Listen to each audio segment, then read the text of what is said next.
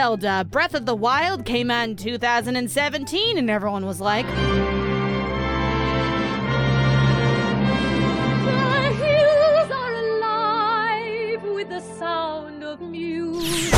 the game was praised to high heaven, and you couldn't take 2 steps on the internet without getting bombarded with crying fans, feet-kissing articles, raving reviewers, and people being gross for the first few weeks it was out. Words cannot express the amount of hype surrounding this game. People are willing to drop-kick children to experience the new Legend of Zelda, or as some of the gamers say, the best game of all time. Gimme! people were excited to say the least. Originally announced back in 2014 on the Wii U, where everyone's pants dropped straight to the floor, the game was ambitious for Nintendo from the start, trying to make Zelda bigger, better, and more cel-shaded than ever before, to leave its footprint on the 8th console generation. A footprint so big that Nintendo had to delay it like 3 times, causing mass hysteria and prayer circles all around the world, and I'm pretty sure somebody broke a window over it or something.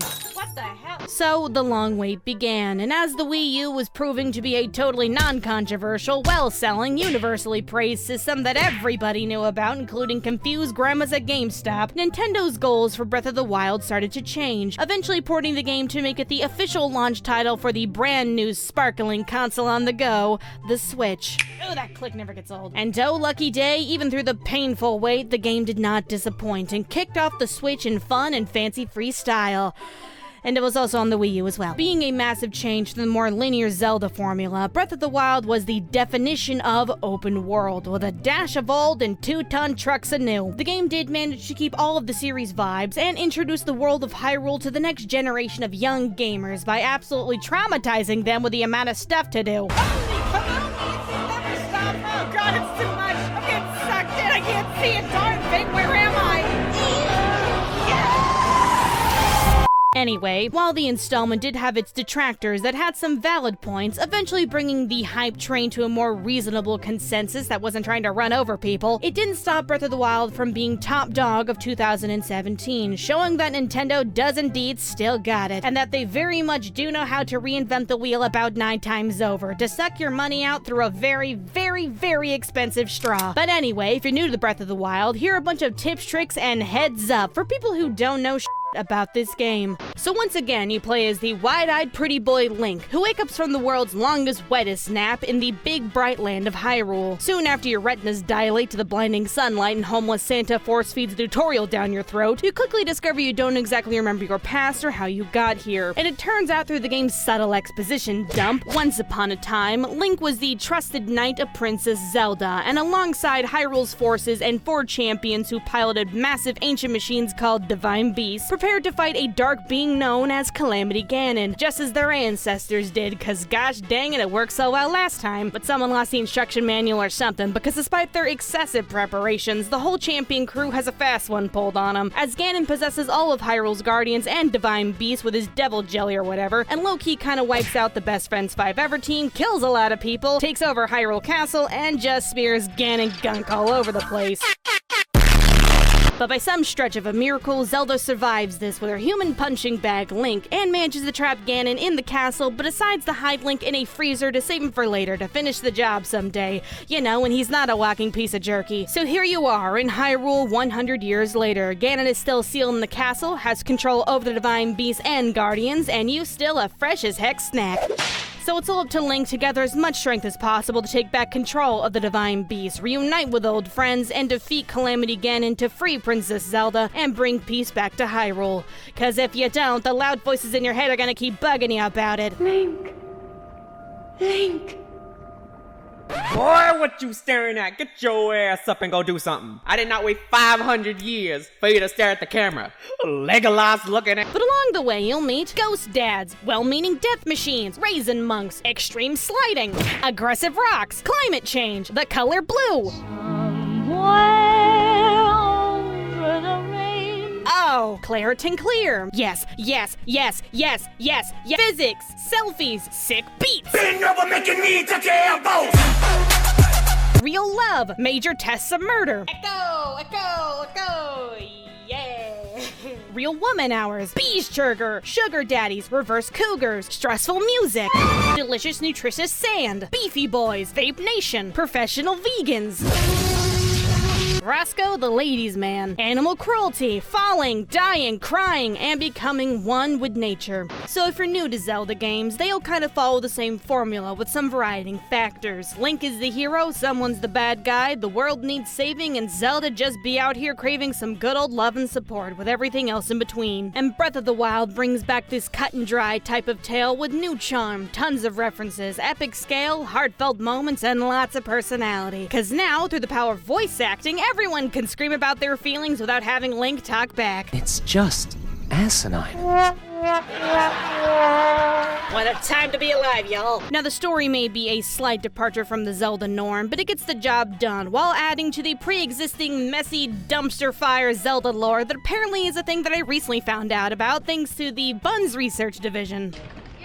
You're doing an amazing job, guys! But seriously, the lore is a cluster. The more you know. But the main story is just the tip of this massive color-saturated iceberg. Since Breath of the Wild is an open-world adventure, the story details are in every corner of the game. From how the Guardians are powered by the tears of children and raspberry slushies, to the ways of the Grudo, who don't need no man or fatty carbohydrates, which is an excellent lifestyle video series, by the way, would recommend it. But the story is more specifically hidden in the memories, because most of the interesting stuff is all the events leading up to the actual game's plot, you know, before your friends got murdered and you were thrown into an ultralight pressure cooker. Throughout your journey in Hyrule, there are certain areas that will set off Link's war flashback, showcasing you a glimpse of his forgotten past. These are normally filled with more character interactions, event history, dramatic tension, excessive flirting, and whoa! Oh, too far back! But I encourage you to go out and look for the memories to help give you more context to the world, weight to your journey, and pain for your little sad boy heart. Because everyone you ever loved was taken from you in war and despair, making you have to deal with the aftermath by yourself while suffering from amnesia. And not even that fully relieves you from the damage that will forever be stained on your heart from the amount of loss you have experienced. So yeah, the memories are kind of worth it, go get them. But the story is really what you make of it, since all the details are optional. If you want your magical fun Zelda adventure plot, all you gotta do is lift up your big boy trousers and go get it. Cause Hyrule is full of people to meet, places to go, and crazy ladies who want to smell those luscious locks. But if you just want to tune out and roleplay as some psychopathic, mute, tiny blonde man of destruction who blows up goats and eats bees on a quest to become the most powerful being in the universe by engulfing the land in hellfire, then have fun, go for it. But no matter how you choose to engage the story, Breath of the Wild is simple but interesting, with a whole lot of Hyrule vibes to go around. Oh my god, wow. What a Mr. Mans. I could buy a girl a drink first. Wow, he's quite the specimen, I guess. I feel like everything is gonna be okay. I want that fish to So let's break down what you'll be doing in Breath of the Wild and how you're gonna beat Ganon to death with a spoon. So as I said, the game is a massive open world experience, and that's massive with a capital big. And once you do all of the whimsical, dramatic looking off to the distance, bullcrap, you'll quickly learn the rules of the land through the tutorial, as you are tasked with completing 4 shrines and proving your worth so you can glide your way off this hell zone to the open world freedom down below. So the game does a decent job of explaining the basics in a tough love, kick in the face, frozen toes fashion, but once you get the glider, the real game begins. Now, real talk, you can do whatever the heck you want. It's an open world game, have fun, be yourself, bathe in the sun, cut the grass for all I care, I don't know, just be free. But point blank, your one and only mandatory task to actually beat the game is to just waltz up to Hyrule Castle, you know, that thing, get to the top and defeat Ganon, and then bada bing, bada boom, cue the credits so you switch out the window, we're done here, that's it, game's done, back to GameStop for the store credits, ta-da! There is absolutely nothing at all stopping you from going straight to the final fight after the tutorial. Except for the little tiny fact that Link is mega twink material and is as fragile as my self-esteem, meaning you will most likely get obliterated the second you make eye contact with the castle. So what is a poor gamer to do? Procrastinate! Basically, your real goal is to explore, get better gear, get more powerful, do some missions, beat some enemies, solve some puzzles, get a helping hand, gain some self-confidence, and beef yourself up to have a fighting chance. Granted, it's a big open world with lots to do, but if we are talking bare basics to help take out Ganon, there are 3 main things that will make up the bulk of your journey and your inevitable fight a little easier. So first things first, in this massive open world game, actually seeing the open world is kind of ideal. So throughout Hyrule are large towers sponsored by Ubisoft that need to be activated at the top in order to expose a chunk of the map, so you can see paths, area names, location zones, and Hello? The point is, if you see an orange tower in the distance, climbing the top and slamming that power on button ain't a bad idea because you'll be needing them to navigate Hyrule properly. You don't need to activate them in any particular order, so just pick a direction, keep your eyes peeled, and get ready to see a whole new world.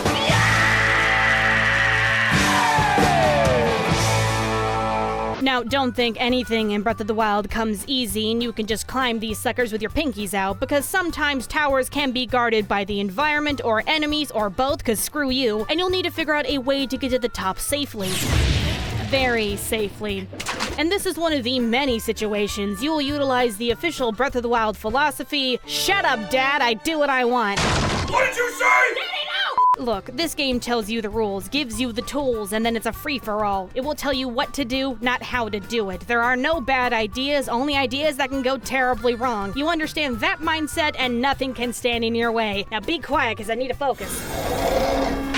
Now, I'll get to all the details and bells and whistles and secret Link's keeps in his hair, but just know, the only thing limiting you in this game are the physics and Link's bones, and even those can bend like a rubber ruler. But no matter which way you start your journey, rather be neck deep in what I hope is fudge or off chasing the beautiful wonders in the horizon, the one thing that you'll inevitably come across are shrines, aka trials.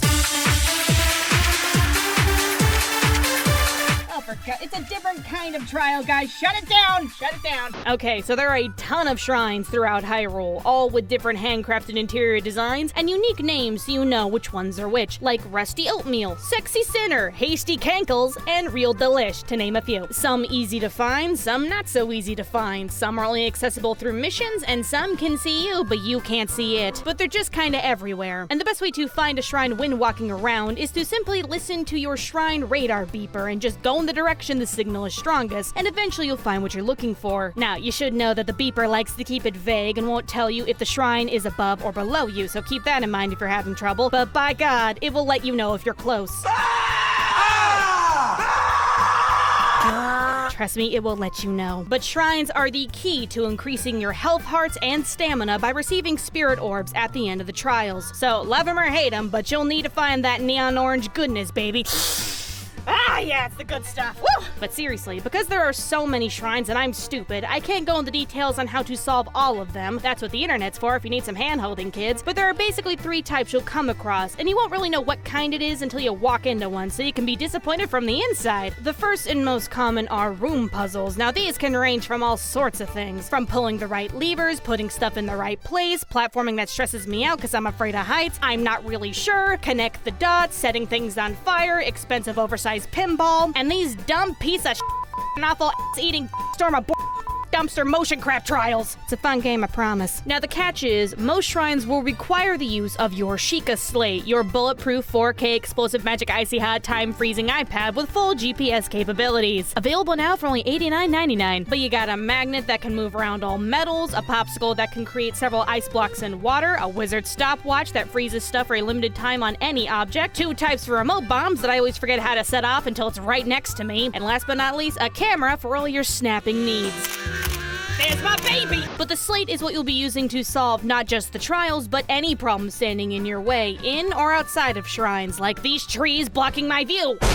But again, remember the Breath of the Wild golden rule. There are no bad ideas. All these types of shrines want you to do is reach the end where the funky voodoo man is and get your goodie bag. If you manage to find a way to launch yourself over the puzzle with nothing but a banana, the shaman man don't care either way, so show him your moves and get creative. Turn down for what?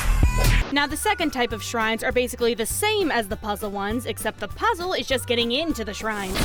Not what I meant! But these ones are normally hidden in the environment or require some gimmick to make their fat heads pop out of the ground, ranging from breaking into a mountain, balling up those basins, reenacting Man vs. Wild, or my personal manifested hell, the giant stone mazes that make me poop my pants because I am never getting out of here! Dear Diary, day 34. The walls are closing in. Every day gets grimmer, and I'm not really sure what I'm gonna do next. All my rations are gone, and all I have left are 2 salt rocks that keep attracting hungry deer, and I'm honestly not really sure where they're coming from, but I can't get out no matter how much I try. Whoever finds this, tell Deborah I love her. Tell her those milkshakes are the best I ever had. I'm going to die here. It's all over. It's hopeless. Oh, come on! Now, these shrines can often be associated with missions of all types, so don't be shy and start hitting up any hot mamas with red icons nearby to get the missions going. Now, the third and last type of shrines are the Test of Strength, where Link has to duke it out with a walking toaster without peeing his pants, and that's basically it. Now, these fights can range from minor to major, and it's pretty obvious when you're out of your league, because you'll just keel over and die from one hit of its delicious toasty power. But don't worry, if you don't feel like finishing any shrine, whether it be a puzzle or combat trial, then you don't have to. Just scoot your way back up the elevator at any time, go outside, snuggle into a hotel so you can cry in your bed like the little coward you are! So yeah, explore around, activate towers, complete shrines, do some missions, run around naked in the rain, and be yourself and have fun. That's all fine and good. But the biggest thing that'll help you take out Big, Dark, and Ugly here is freeing the 4 divine beasts throughout Hyrule that can make Ganon weaker in the final fight with their holy beams of the Lord. But the Divine Beasts are a combination of exploration, trials, puzzles, and a swift kick in the mouth. This is the one mission or missions the game ain't gonna be too subtle about, cause it's major story heavy, so it's really hard to miss. But each Divine Beast are located in each major region of Hyrule. You got mandatory water world with your boyfriend, hot times in Devil Land, it's beginning to look like hypothermia, and that one Star Wars planet I can't pronounce. Now, the beasts can be completed in any order you want, but who cares what you want, because my recommended order is obviously much better than your stupid order, alright? So please follow this cool winky winky wonk wonk, all good in the hood, alright? Please don't talk back, shut up. But regardless of which order you do, your goal is to just defeat the Ganon goo that possesses each beast, but it's always a 4-step process. Locate the beast in the region by talking to the head honchos in the town, do something over the top, extra, and sexy to infiltrate the giant animal cracker. Once inside, activate the terminals by solving some elaborate puzzle no one asked for or wanted, then just 1v1 the special prize hidden inside, and bam! The Divine Beast is free, you cry over a dead person, you get some cool stuff, and then you move on to the next one. Oh, happy day. Kinda gave you the condensed version, but these are hands down the biggest missions the game has to offer, so of course you should do them, but it really is just a small fraction of the wild. Oh my, who let the bird in here? Oh, yeah, sorry, boss. Okay, moving on. Lord God, there's a lot to do in this game. I literally can't name it all, but you can clear out monster outposts, work in the mines, ride some seals, play with blue fire, invest in exciting new real estate opportunities, matchmake awkward people, enjoy the wildlife, stare at a fire thinking about the incident, talk to a guy named Spinach, check out the mystery melons, get your SSX on. Oh, I can't see shit. Find a dude's fish wife, eavesdrop on chicks to access the black market, take some beauty shots, and challenge people to go fast. The fun never ends, y'all. But you want to do missions? Go start talking to people. You want to find shrines? Go look at a place you haven't been. You want to conquer your fear of heights? Close enough! Just explore and do whatever interests you. Big, small, or just chill. So chill. Just...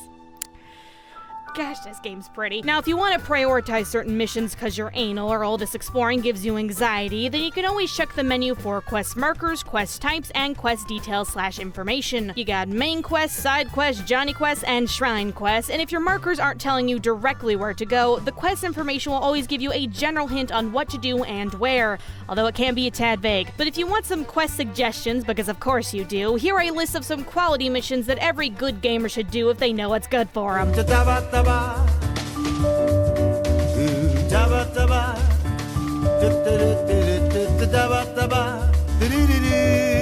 So just go out there and do something, guys, because there is just God, there's just so much. I'm so tired. It just keeps going. Just look at all that. Oh boy.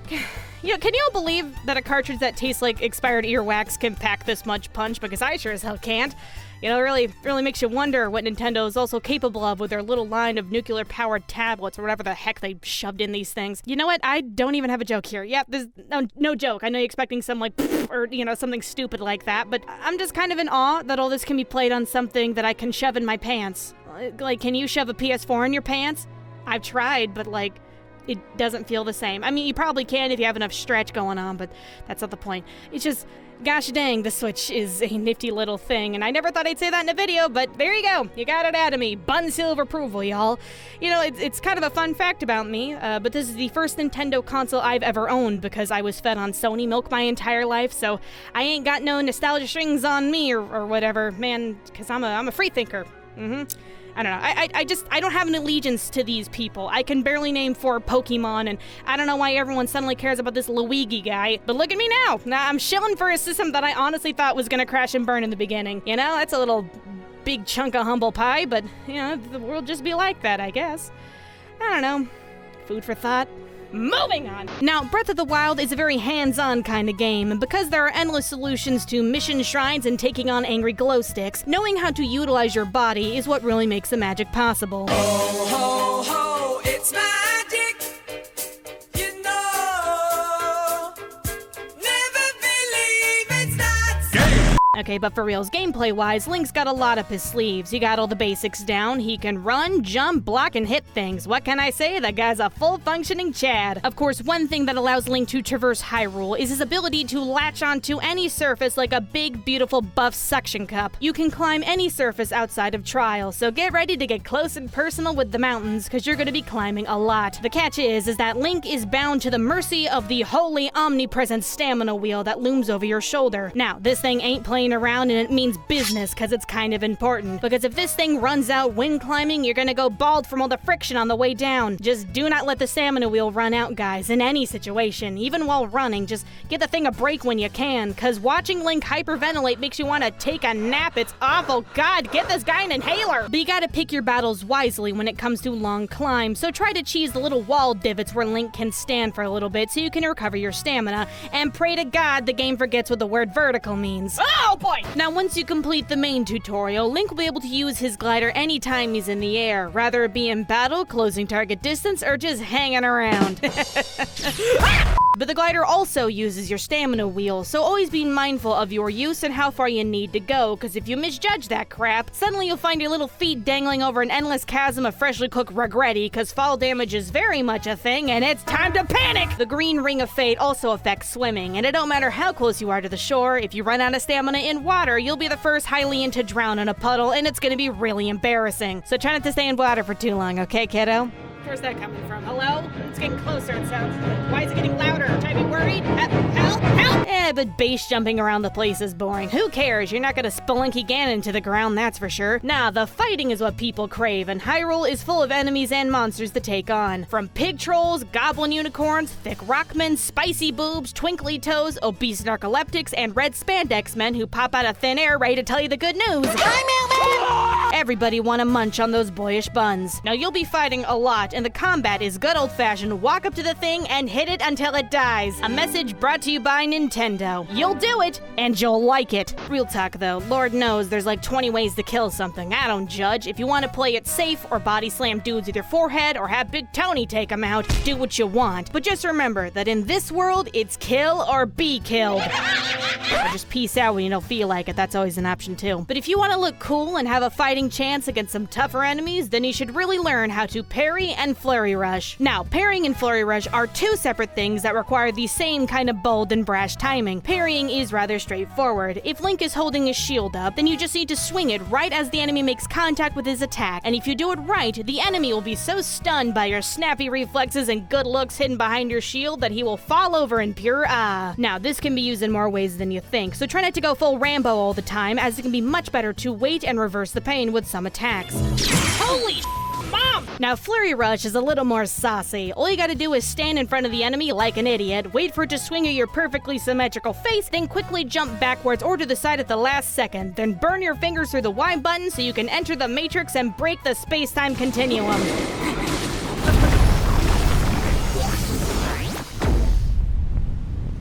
Wow.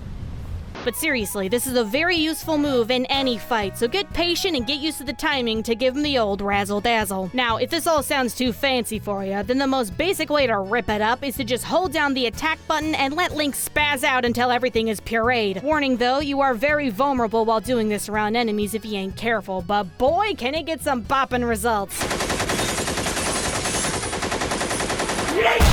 On top of normal melee stuff, you'll also be able to shoot arrows, which you can find all around Hyrule. They come in a lovely assortment of colors with special abilities, and they really should be abused as much as possible because... yeah, arrows are pretty good. But for reals, arrows are very useful, and the one thing that you'll be using a lot is Link's knockoff Witch Time ability with less purple. I said less purple! Much better. But whenever you're in mid-air, if you aim your bow, time will slow down so you can aim better, shoot faster, and unlock your 8th belly button. It's gonna come in handy a lot, y'all, and it is used for many of the main missions. But one warning, though, is that it does eat up your stamina wheel as well. But even with no juice, you can still glide for a split second once to break your fall. So use it wisely, and make sure you don't do it too high up so you don't fall out of the sky like a limp noodle. This my shit. All the girls stomp your feet like this. Few times you've been around that track, so it's not just gonna happen like. Now, all the basic stuff Link can do you'll have from the get-go, but the big game-changer abilities are powers you can receive by completing the Divine Beast missions. Wink, wink, wonk, wonk, the reason for my list, y'all. Each Divine Beast offers a special ability that just makes the game easier. You got Pure Lesbian Energy, Big Baby's Boo-Boo Band-Aid, Don't Hug Me, I'm Scared, and my personal favorite, the Revali Wail of a Gale. So if you're tired of hiding behind a dinner plate, being kicked around, dragging your thunder thighs through the mud, or just being straight up murdered, the Divine Beast powers should solve your problems. Now, these abilities get put on cooldown when they get used up, so activate your almonds with caution, guys, and try to only use them when you really need them. But you can't teach a fish to fisherman or whatever, because using your abilities creatively is what will get you far, and not just taking pot shots at everything with your stockpile of explosive arrows, which is a totally valid playstyle, I don't judge. But you'll be using your Sheikah Slate in battle, combining gliding with plunging attacks, climbing monsters to reach their weak points, stunning dudes with bombs, weaponizing the environment, being able to use all the stuff possible if you just think outside of the violent carnage box so you can make your true love proud. Yeah, I got absolutely nothing for you guys. This is just a picture of my cat.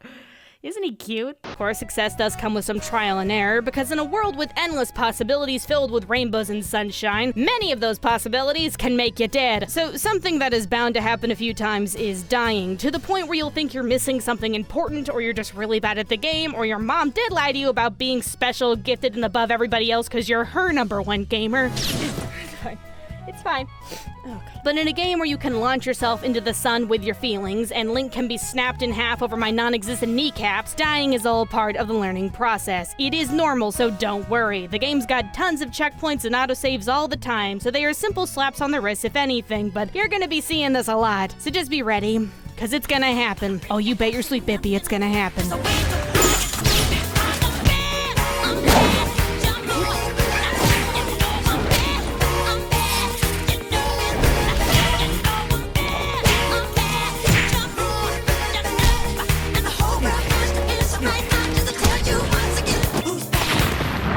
Moving on, though. Look, if you want to go from twink to twunk, you gotta understand one thing. Breath of the Wild doesn't have experience points, no skill trees, no pie chart fluff, no nothing. Get your mind out of the RPG gutter, kiddos, because this is the real world. Link doesn't have a level, Link has capitalism. You want to increase your health and stamina? You need to go collect spirit orbs from the shrines and offer them to the blessed rock mothers. You want to be on fleek with the armor that slaps back? Go find it. You want to beat people into submission with a neon spork? Go take someone else's. You explore, you find stuff, you become God.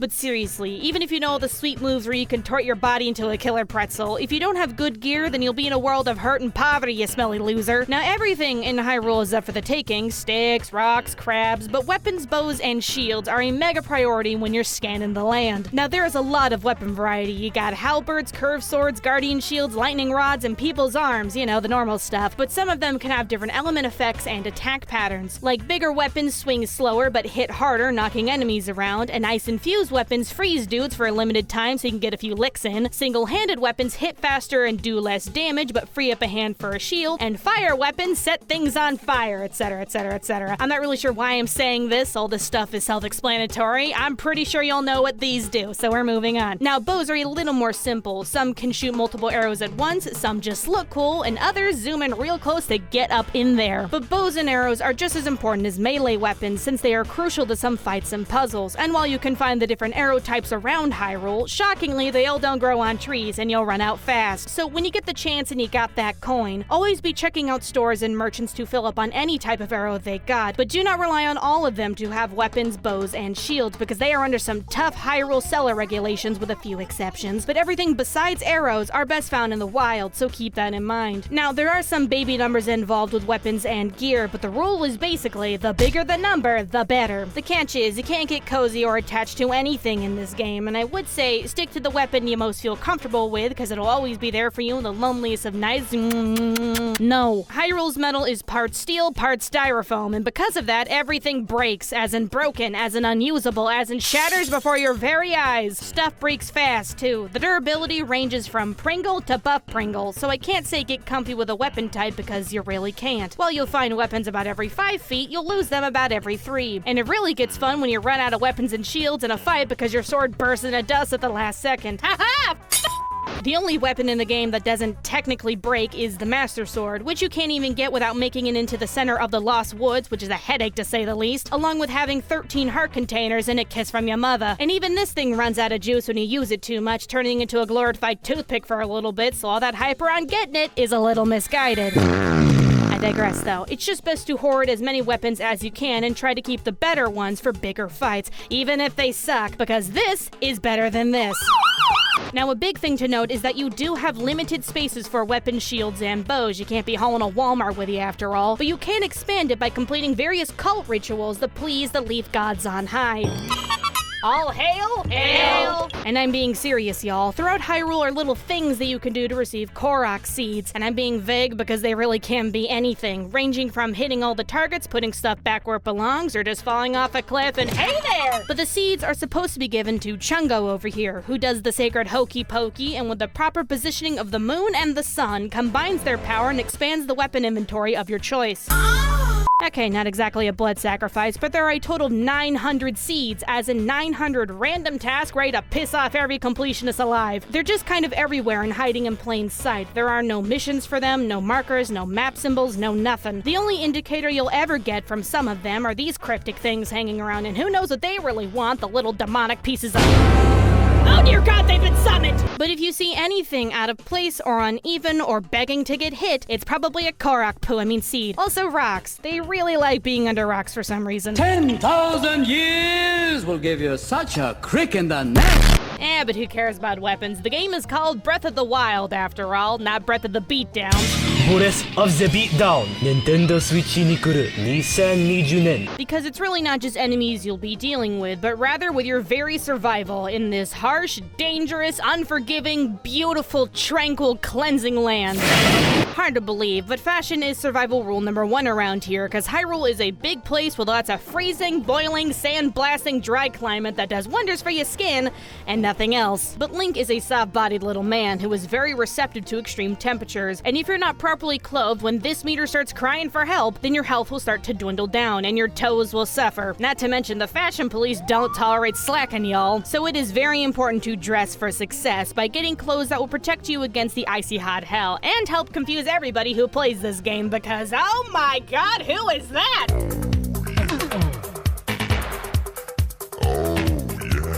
Yeah, bitch.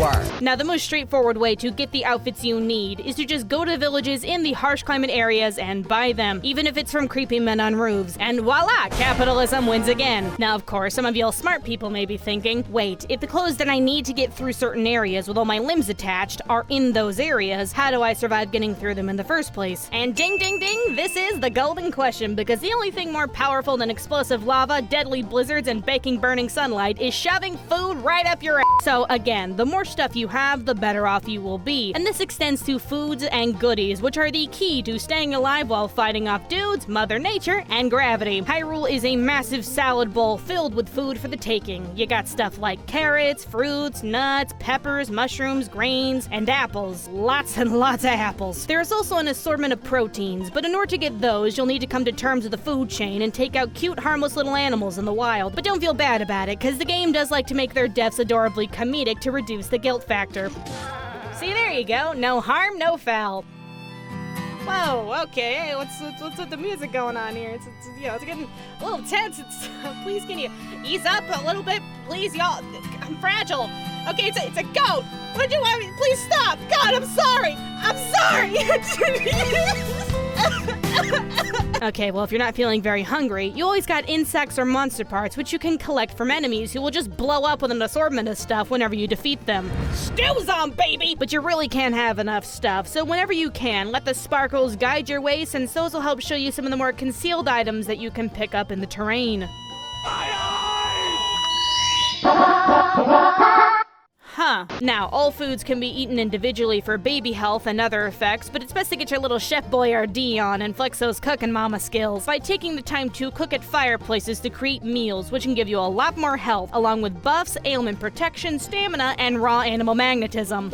You can also combine monster parts and insects in the same way to create elixirs for similar effects, but those don't look as good and my fat ass has priorities. But just know that everything in this game can be used. Now, there are a ton of recipes that I don't know and you won't remember, so links down below to get the meals that matter and to give Link something he can really sing about. Now, as long as you don't mix foods with the elixir ingredients, which creates an abomination, then throwing random stuff in the pot can get you pretty far. Usually any ingredient with a meat ain't a bad place to start, but just pick out what looks good to you and hope for the best. Of course, you'll never truly be playing the guessing game with anything, since you can see what properties each item has in the menu. And whenever you pick up something you've never had before, you'll get a quick summary of your new item so you'll know what you're working with immediately. Well, that's something else. Now, if you don't want to do all the fancy schmancy stirring with the spices cooking in order to survive, then there is no shame in being old-fashioned by hoarding as many apples as possible and popping those suckers like Tic Tacs and tanking damage like a champ while being on fire. Apples are everywhere, and they see everything. But you can never have enough, and a gift from me to you, here is the location of my special apple picking spot where you just blow up all the trees and make the sky rain red with the manna of the gods.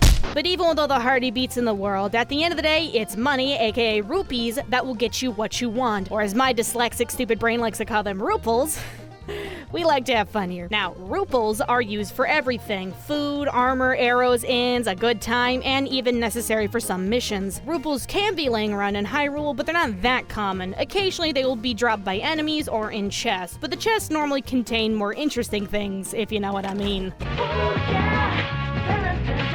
Just kidding, never mind. But the best way to get cash is to just sell stuff at merchants. Of course, what to sell is an issue since items are necessary for other things, but stuff like gemstones and cheap monster parts can be found constantly and can be sold for a good price. The catch is not to go all in with just one thing, so always keep some stuff left over in your inventory just in case. But if you take the time to go farm valuable items, you'll be swimming in that bling bling in no time. Alrighty, it's a big game, y'all. So now is the part of the video where structure is thrown out the window, cause I'ma just talk about some of the extra things Breath of the Wild has shoved up its massive gaping holes. So one thing you big boy gamers will never have to worry about is running out of things to fight because of a spooky thing called blood moons. So when the game thinks you've played enough or you've killed a lot or doesn't want you to feel like you've made any progress, it will reset all of the enemies you have defeated. Like we're talking gangs, bosses, and guardians. Basically anything that isn't a part of the main story. Yep, that stuff comes right back where it was. This also includes the test of strength trial enemies, so just an FYI for all you gigabrain types out there who remember where these are. But you'll know a blood moon has happened because you won't be able to not see it happening and all of its terrifying, awful, maroon, attention-seeking horror. Oh, it just be like that sometimes. But it's not all bad. You'll be able to fight dudes again for their item drop, so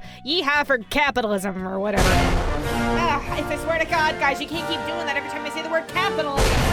Hey, knock it off! Knock it off! Turn it off! Turn it off right now! Come here, give me that damn wheel, you little piece of shit!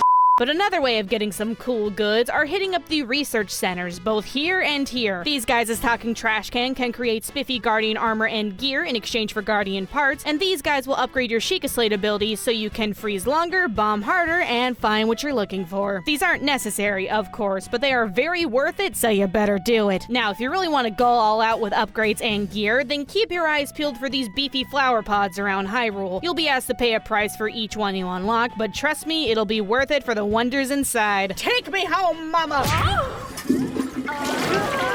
So the fairy pods can be expensive to open up, but if you got a lot of monster parts or gems, you can give them your stuff to upgrade your armor to make some bulletproof pants or whatever. So if you're tired of dropping dead from being poked, these are the ladies you want to hit up. Of course, there are only a handful in Hyrule, so be sure to mark your map when you find one so you can make your way back to these beauties. But what's the point of good gear if you got nothing to use it on? And don't worry, because if you're craving something big and brawly, then Lynels, Moldugas, and Dragons got you covered. Okay, now Lynels are good old-fashioned boss fights that can be found in specific areas around Hyrule. But what makes these guys different from the other boss-like dudes is that they ain't playing around. They tough, they mean, they have great hair, and they got range, baby. They do drop some really great stuff, but you better be prepared to get smacked around a little bit, since the best way to get their stuff is to just get good.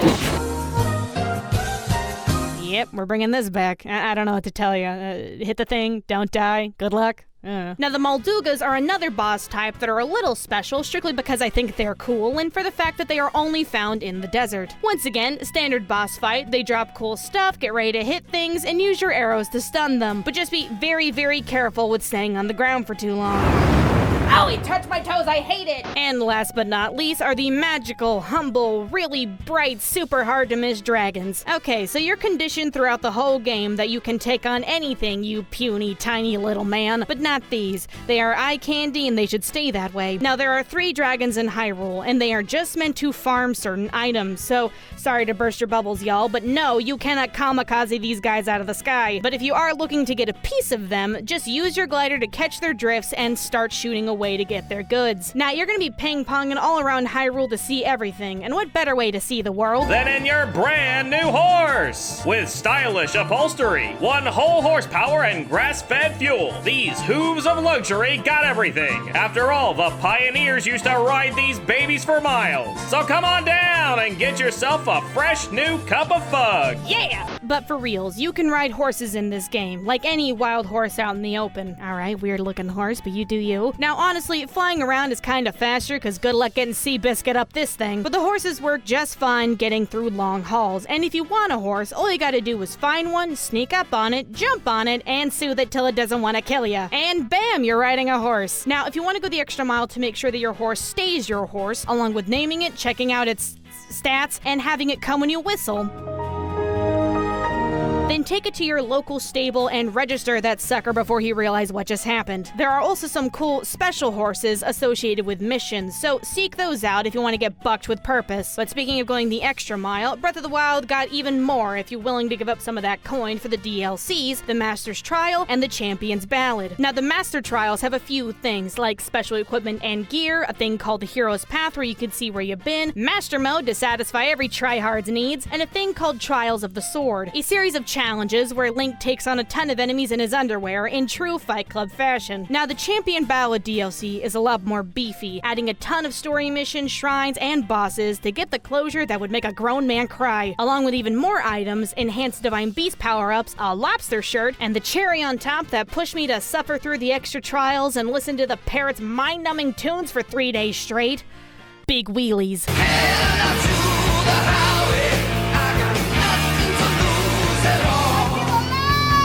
Okay, so here are a bunch of tips and things you should know before you get started. You can fast travel to all shrines and towers that are blue on your map, and you don't even have to beat a shrine to fast travel to it. It just has to be activated from the outside. While in Divine Beast, you'll have a special blueprint map that controls the beast a little bit to solve the puzzles, so it's not just for aesthetics, guys. Please do not forget about it. When it's raining, you'll slip and slide all over the place when climbing, so unless you got a ton of stamina, good luck, because you're not going anywhere, buddy. To surf on your shield, hold your shield up while moving, jump, then hit the parry button, and then you Gucci. Now, you can technically surf anywhere there is a slope, but it's best to do it on sand and snow for that speed. If you somehow manage to launch your horse into oblivion, you can revive them by going here and facing your demons. White-colored enemies of any type hit really hard, so just be cautious when you see one. There is a Rock Mother statue around here that will trade your heart containers for stamina and vice versa once you complete its mission, so hit her up if you need a little more love in your life, if you know what I mean. When walking around in a storm, if your gear is sparking both in and out of menus, unequip it before God smites you. Certain enemies only come out at night, and yes, this is the reason why you're going to be stalked by skeleton men. Even with just a little smidgen of stamina, you can still jump, so if you're close and think you can make it, take a literal leap of faith to make it to where you need to go. You can pass time faster 2 different ways, either by sleeping at inns, which costs money, or by chilling at any fireplace. Heck, you can even make your own fireplace anywhere if you got wood and something to set it on fire with, like a flint. So get used to living outside, cause mama's on a budget, y'all. Don't forget that when you hit a stasis object, it builds up momentum, and once that stasis ends, that thing is gonna fly. Ice don't like fire, thorns don't like fire, explosive barrels don't like fire, and you don't like fire. So if something is in your way, fire comes out to play. Take pictures of every item in case you want to find more using the compendium, which will set your beeper to find whatever. If you see a creepy eyeball on something, then just shoot it. Rather it be a monster or Ganongu. The eyeballs are the weakness, and I don't like them, and they should go away. Roasting or freezing any food by itself normally gives it more heart, so no shame in cooking on the go. You really can't go wrong with element-infused weapons since their properties affect more than just combat. And if you want some really good weapons quickly, go to the upper levels of the Colosseum and nab what you can from these guys. If you see a book that can be read, read it. They normally start missions or have some secret recipes hidden in their pages. Guardian arrows are pricey and rare, but they do pack a mega punch, so use them wisely,